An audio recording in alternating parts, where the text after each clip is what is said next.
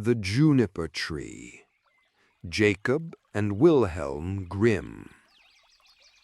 Long ago, at least 2,000 years, there was a rich man who had a beautiful and pious wife, and they loved each other dearly.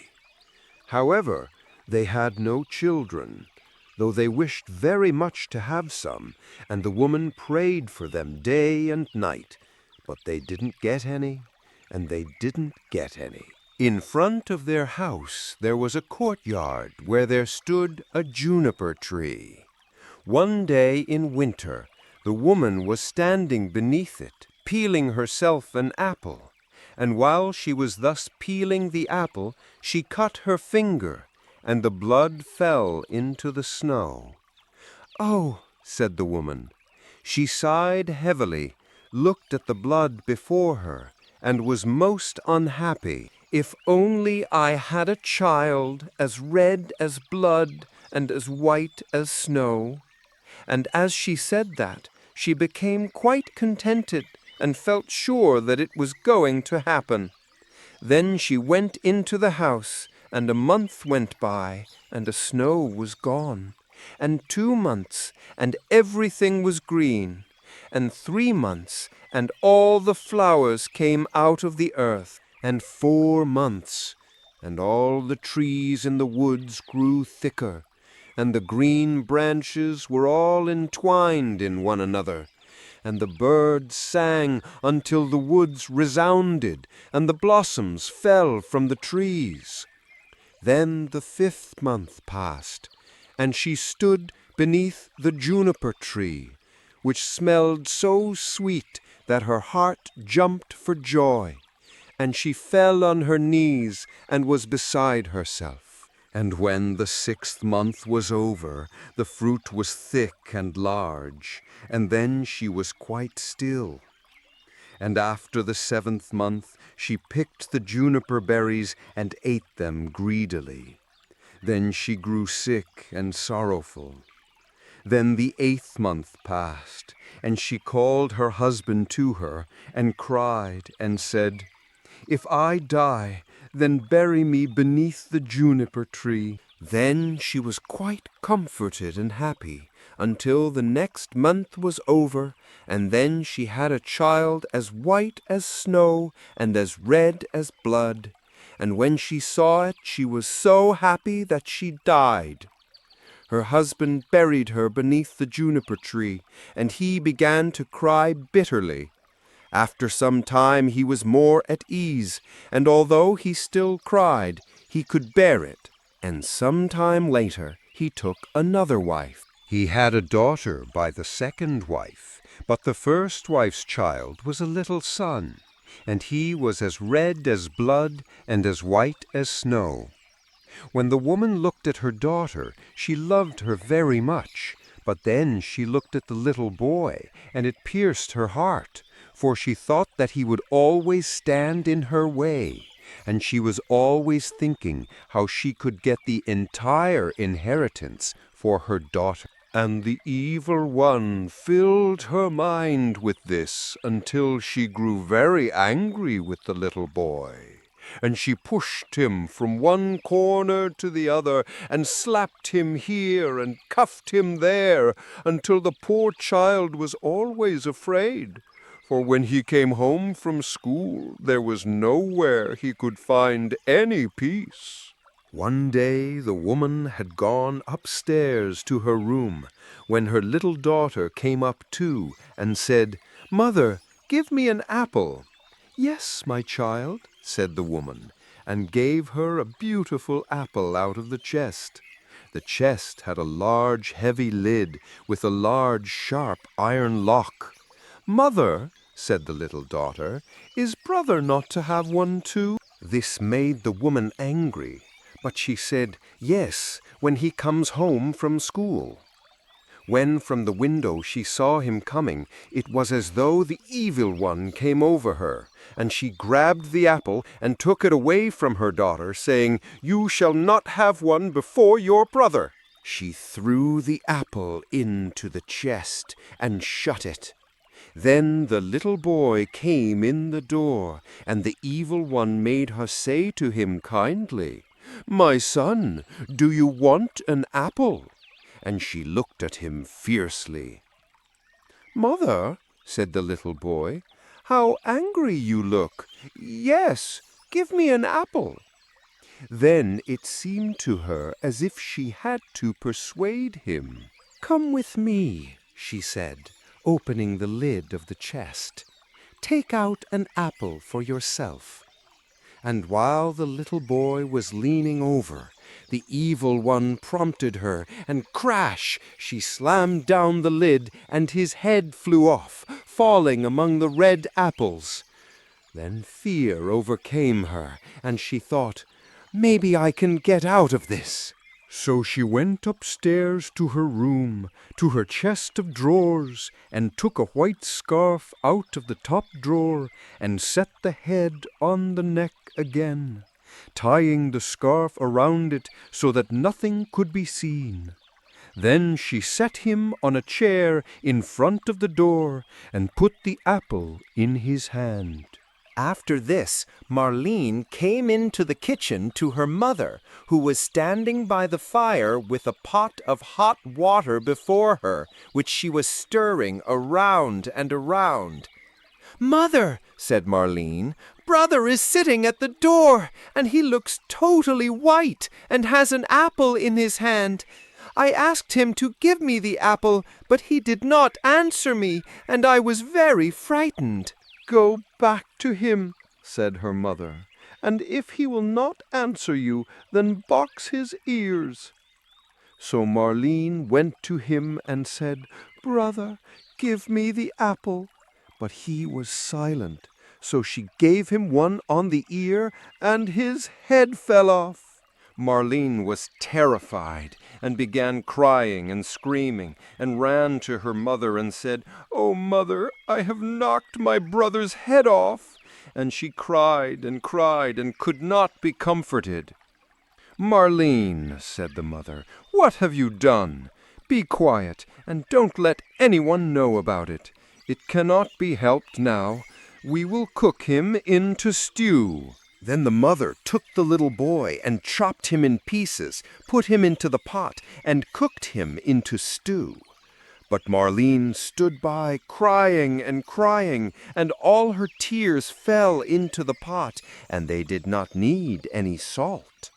Then the father came home and sat down at the table and said, "Where is my son?" And the mother served up a large dish of stew, and Marlene cried and could not stop. Then the father said again, "Where is my son?" "Oh," said the mother, "he has gone across the country to his mother's great uncle. He will stay there a while." "What is he doing there? He did not even say goodbye to me." "Oh, he wanted to go, and asked me if he could stay 6 weeks. He will be well taken care of there." "Oh," said the man, "I am unhappy. It isn't right. He should have said goodbye to me." With that he began to eat, saying, "Marlene, why are you crying? Your brother will certainly come back." Then he said, "Wife, this food is delicious. Give me some more." And the more he ate, the more he wanted. And he said, "Give me some more. You too shall have none of it. It seems to me as if it were all mine." And he ate and ate, throwing all the bones under the table until he had finished it all. Marlene went to her chest of drawers, took her best silk scarf from the bottom drawer, and gathered all the bones from beneath the table and tied them up in her silk scarf, then carried them outside the door, crying tears of blood. She laid them down beneath the juniper tree on the green grass, and after she had put them there, she suddenly felt better and did not cry any more. Then the juniper tree began to move. The branches moved apart, then moved together again, just as if someone were rejoicing and clapping his hands. At the same time, a mist seemed to rise from the tree, and in the center of this mist it burned like a fire. And a beautiful bird flew out of the fire, singing magnificently. And it flew high into the air, and when it was gone, the juniper tree was just as it had been before, and the cloth with the bones was no longer there. Marlene, however, was as happy and contented as if her brother were still alive, and she went merrily into the house, sat down at the table, and ate. Then the bird flew away and lit on a goldsmith's house and began to sing. My mother, she killed me. My father, he ate me. My sister, Marlene, gathered all my bones, tied them in a silken scarf, laid them beneath the juniper tree. Tweet, tweet, what a beautiful bird am I. The goldsmith was sitting in his workshop, making a golden chain, when he heard the bird sitting on his roof and singing. The song seemed very beautiful to him. He stood up, but as he crossed the threshold, he lost one of his slippers. However, he went right up the middle of the street with only one slipper and one sock on. He had his leather apron on, and in one hand he had a golden chain, and in the other his tongs. The sun was shining brightly on the street. He walked onward, then stood still and said to the bird, "Bird," he said, "how beautifully you can sing. Sing that piece again for me." "No," said the bird, "I do not sing twice for nothing. Give me the golden chain, and then I will sing it again for you." The goldsmith said, "Here is the golden chain for you. Now sing that song again for me." Then the bird came and took the golden chain in his right claw and went and sat in front of the goldsmith and sang, "My mother, she killed me. My father, he ate me. My sister Marlene gathered all my bones, tied them in a silken scarf, laid them beneath the juniper tree. Tweet, tweet, what a beautiful bird am I." Then the bird flew away to a shoemaker and lit on his roof and sang, "My mother, she killed me. My father, he ate me. My sister Marlene gathered all my bones, tied them in a silken scarf, laid them beneath the juniper tree. Tweet, tweet, what a beautiful bird am I." Hearing this, the shoemaker ran out of doors in his shirt sleeves and looked up at his roof and had to hold his hand in front of his eyes to keep the sun from blinding him. "Bird," said he, "how beautifully you can sing." Then he called in at his door, "Wife, come outside. There is a bird here. Look at this bird. He certainly can sing."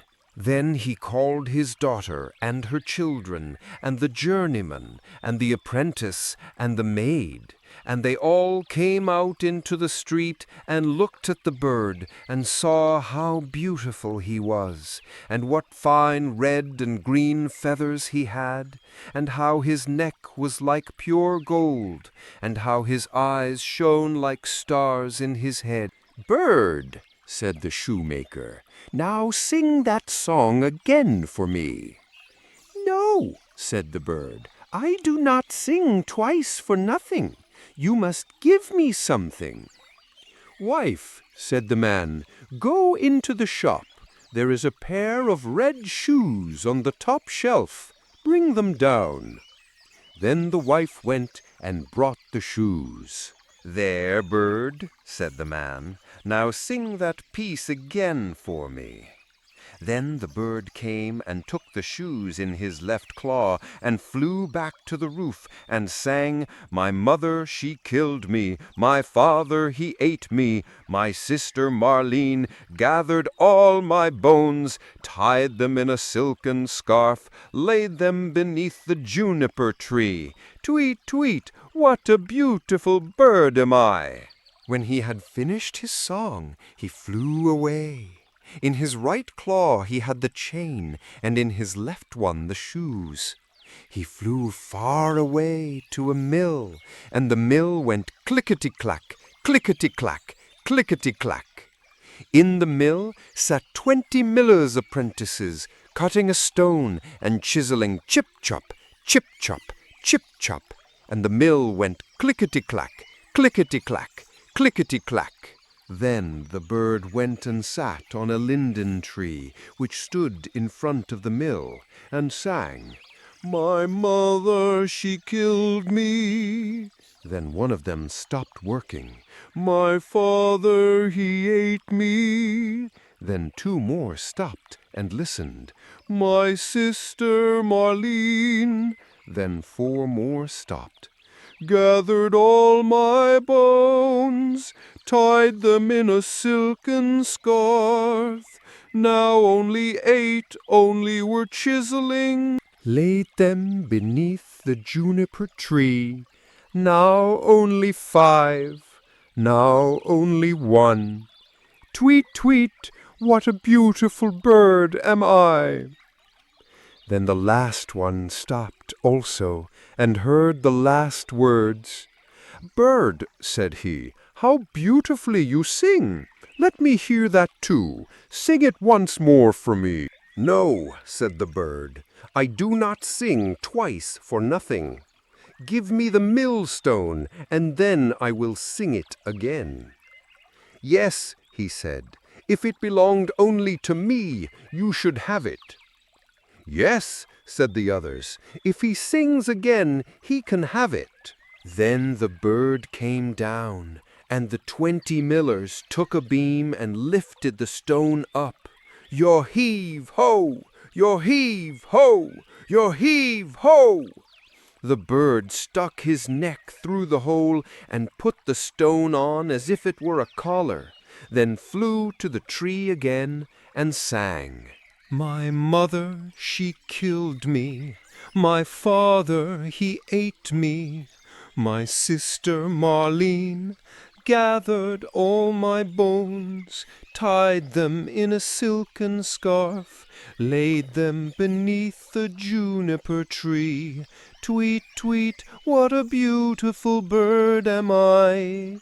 When he was finished singing, he spread his wings, and in his right claw he had the chain, and in his left one the shoes, and around his neck the millstone.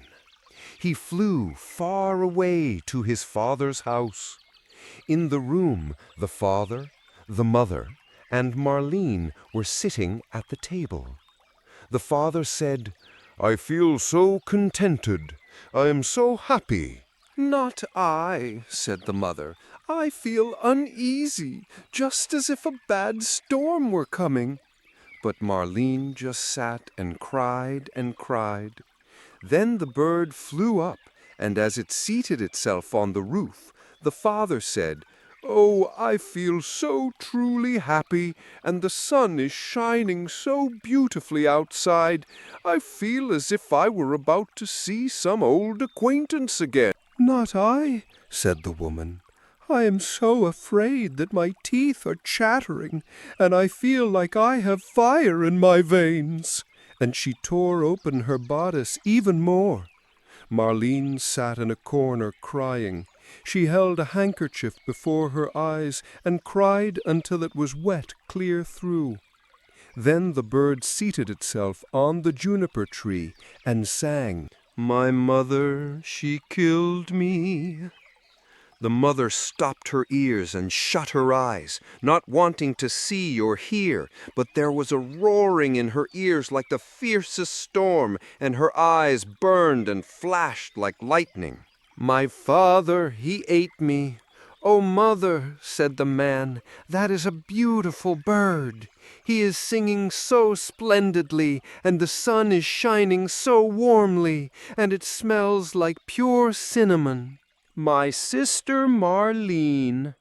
Then Marlene laid her head on her knees and cried and cried. But the man said, "I am going out.